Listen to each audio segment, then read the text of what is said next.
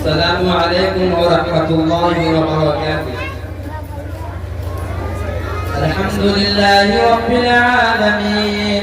والصلاة والسلام على سيد الأنبياء والمرسلين وخاتم النبيين وآله وصحابه وأتباعه أجمعين. أما بعد، فأعوذ بالله من الشيطان الرجيم. بسم الله الرحمن الرحيم. فلولا نفر من كل فرقة منهم طائفة ليتفقهوا في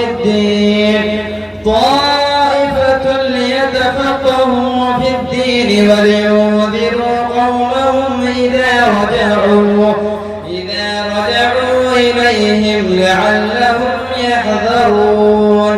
صدق الله العظيم. وقال النبي صلى الله عليه وسلم: طلب العلم فريضة على كل مسلم،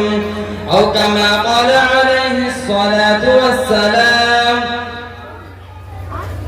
اللهم صل على سيدنا مولانا محمد وعلى آل سيدنا مولانا محمد وبارك وسلم.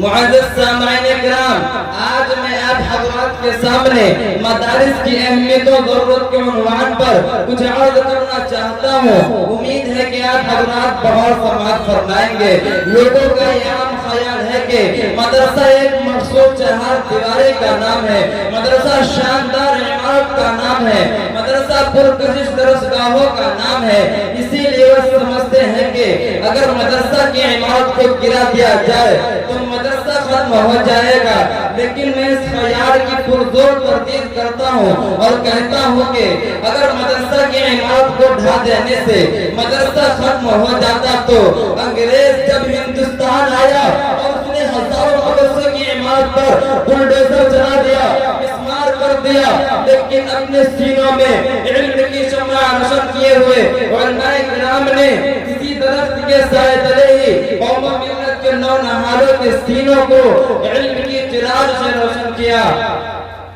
چونکہ مدرسہ فلک بوش عمارتوں کا نام نہیں، مدرسہ شاندار عمارتوں کا نام نہیں. اگر ایسا ہوتا تو ہم اس خود کو ولی مکتب اور مدرسہ نہ کہتے، جہاں بچہ شعور کی آنکھیں کھولتا ہے اور زندگی کے ابتدائی آداب کو سیکھتا ہے. حضرات گرامی، اگر صرف عمارت کا نام ہی مدرسہ ہوتا تو ہم اس سادہ سا چبوترے کو مدرسہ نہ کہتے، جہاں بیٹھ کر تعلیم حاصل کرنے والے کو اصحاب صفہ کے نام سے یاد کیا جاتا ہے اور جس کے معلم خود رسول پاک صلی اللہ علیہ وسلم ہے. اور اگر عمارت کا نام مدرسہ ہوتا تو ہم دیوبند میں واقع انار اس درخت کے سایہ کو مدرسہ نہ کہتے، جہاں محمود نامی استاد نے محمود نامی شاگرد کو تعلیم دے کر ہزاروں مدرسوں کی بنیاد رکھی.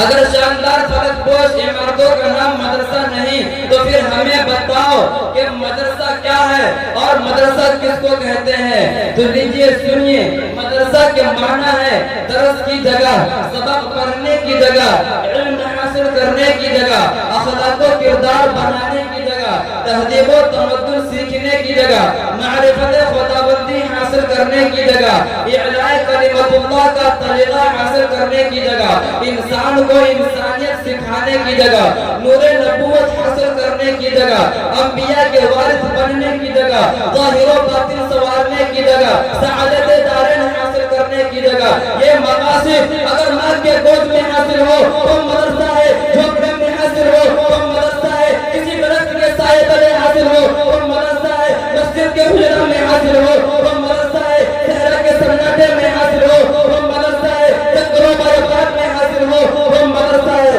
اور اگر یہ مقاصد ان شاندار عمارتوں میں حاصل نہ ہو تو مدرسہ نہیں. حضرات گرامی، پوچھنے والے پوچھتے ہیں کہ ان مدارس نے دنیا کو کیا دیا اور ان سے دنیا کو کیا فائدہ ہوا. میں ڈنکے کی چوٹ پہ کہتا ہوں کہ انہی مدارس سے ایسے رجال کار پیدا ہوئے جن کا قلب و جگر اسلام کی عظمت سے معمور تھا، جن کے دلوں میں عشق رسول کی کرنیں جلوہ فکن تھی، جنہوں نے اپنی زندگی اسلام کی سربلندی اور اعلاء کلمت اللہ کے لیے وقف کرتی تھی۔ ہاں انہی مدارس سے علماء و انبیاء کے ورثہ اور خلفاء پیدا ہوئے، انہی مدارس سے اولیاء اتقیاء اور صوفیاء پیدا ہوئے، انہی مدارس سے قرآن و سنت کے مترجمین و مفسرین اور محدثین پیدا ہوئے، انہی مدارس سے عوام کو عقائد و عبادات اور حلال و حرام کے مسائل بتانے والے علماء کرام پیدا ہوئے، انہی مدارس سے ملحدوں اور بدعتوں کو دین کے تحریف سے روکنے والے مفکرین پیدا ہوئے، انہی مدارس سے ملحدوں اور بدعتوں کو دین میں تحریف سے روکنے والے مفکرین پیدا ہوئے، انہی مدارس سے خود سرزا و شرفیوں کو شریعت میں ہیر پھیر سے روکنے والے علماء کرام پیدا ہوئے۔ تاریخ شاہد ہے کہ جب کبھی کوئی فتنہ رونما ہوا، جب کبھی اسلام میں تحریف کرنے کی کوششیں کی گئی، تو انہی مدارس سے پیدا ہونے والے علماء حق نے اس کی سرکوبی کے لیے سمندر کی پھانسی لگا دی۔ میرے بھائیوں، آپ ایک لمحہ کے لیے سوچیں کہ اگر یہ مدارس نہ ہوتے تو کیا ہوتا؟ اس میں شک نہیں کہ اللہ تعالیٰ کا دین کسی کا محتاج نہیں، لیکن یہ عالم اسباب ہے، یہاں ہر چیز کا کوئی نہ کوئی سبب ہے، ہر معلوم کی علت ہے، ہر مصنوع کا صانع ہے، ہر اثر کا مؤثر ہے، ہر مطلوب کا ضارب ہے۔ تو عالم اسباب ہونے کی بنا پر کہا جا سکتا ہے کہ اگر مدارس نہ ہوتے تو شیخ ابراہیم رحمۃ اللہ علیہ جیسے امام الحدیث پیدا نہ ہوتے، اگر مدارس نہ ہوتے تو انور شاہ کشمیری رحمۃ اللہ علیہ جیسے فقر و محدثین کہاں سے لاتے، اگر مدارس نہ ہوتے تو اشرف علی تھانوی رحمۃ اللہ علیہ جیسے مفکر و مربی تمہیں کون دیتا، اگر مدارس نہ ہوتے تو بانی تبلیغ الیاسی رحمۃ اللہ علیہ جیسے امت کی فکر میں تڑپنے والے کہاں سے لاتے، اگر مدارس نہ ہوتے تو کفایت اللہ رحمۃ اللہ علیہ جیسے مفتی اعظم پیدا نہ ہوتے، اگر مدارس نہ ہوتے تو علامہ عثمان خطیب رحمۃ اللہ علیہ جیسے پیغمبر صدق و وفا پیدا نہ ہوتے، اگر مدارس نہ ہوتے تو علامہ عثمان رحمۃ اللہ علیہ جیسے خطیب پیدا نہ ہوتے، اگر مدارس نہ ہوتے تو مناظر افضل گیلانی رحمۃ اللہ علیہ جیسے بے مثال ادیب پیدا نہ ہوتے، اگر مدارس نہ ہوتے تو حضرت حسین احمد رحمۃ اللہ علیہ جیسے بہتر صدق و وفا پیدا نہ ہوتے۔ سامعین بات کی یہ مدارس اسلامیہ اس مدرسہ کے مشابہ ہے جس کے معلم خاتم الانبیاء سرور کائنات فخر موجودات تاجدار حرم احمد مجتبی محمد مصطفیٰ صلی اللہ علیہ وسلم ہے، اور جن سے فیض یاب ہونے والے خود دنیا کی سب سے مقدس ترین صحابہ کرام رضی اللہ عنہم کی جماعت ہے، اور اس مدرسہ کے طلباء کو اصحاب صفہ کہا جاتا ہے، اور خود مدرسہ دنیا کی سب سے مقدس ترین صحابہ کرام رضی اللہ عنہم کی جماعت ہے، اور اس مدرسہ کے طلباء کو اصحاب صفہ کہا جاتا ہے، اور خود مدرسہ دنیا کی سب سے پاکیزہ اور مقدس جگہ مسجد نبی میں واقع ہے، اور اس مدرسہ کا ممتحن خود رب کائنات ہے۔ اللہ نے ان کا امتحان لیا، اولئک الذین امتحن اللہ قلوبهم للتقوی لهم مغفرۃ واجر عظیم، اور رزلٹ و نتیجہ بھی سنا دیا۔ جانتے ہو کہ اصحاب صفہ کون ہے؟ اصحاب صفہ اسلام کے مہمان تھے، نہ ان کا گھرانہ تھا اور نہ ان کے پاس کچھ مال تھا۔ اصحاب صفہ اصحاب توکل اور اصحاب تمکن کی ایک جماعت تھی جو لیل و نہار تزکیہ نفس اور کتاب و حکمت کی تعلیم پانے کے لیے آپ علیہ السلام کی خدمت میں حاضر رہتی تھی۔ نہ ان کو تجارت سے کوئی مطلب تھا اور نہ زراعت سے کوئی سروکار تھا، نہ انہیں دنیا سے کوئی لینا دینا تھا۔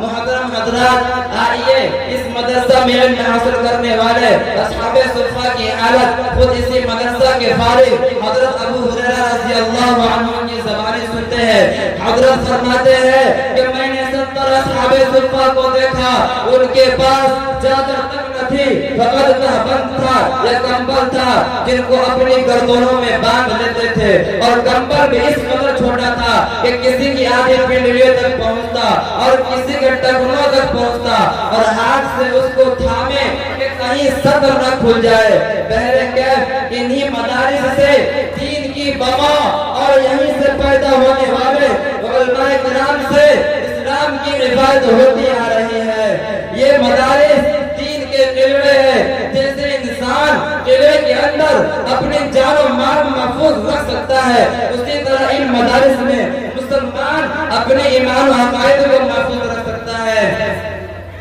تو آئیے ہم ان مدارس کی اہمیت و ضرورت کو سمجھیں، ہم اپنا رشتہ مدارس و اہل مدارس سے قائم رکھیں اور انہیں نیک نگاہ سے دیکھیں اور ان کا دام و دل میں تعاون کریں اور ان کا ساتھ دیں، کیونکہ دین کے تفصیلی علوم کو حاصل کرنا فرض کفایہ ہے۔ ان مدارس والوں کا ہم پر احسان ہے کہ انہوں نے فرض کفایہ کا بوجھ اٹھا رکھا ہے، ورنہ ہم گناہگار ہوتے۔ اللہ تعالیٰ انہیں جزائے خیر عطا فرمائے اور ہمیں مدارس کی اہمیت و ضرورت کو سمجھنے کی توفیق عطا فرمائے، آمین۔ وآخر دعوانا الحمدللہ رب العالمین۔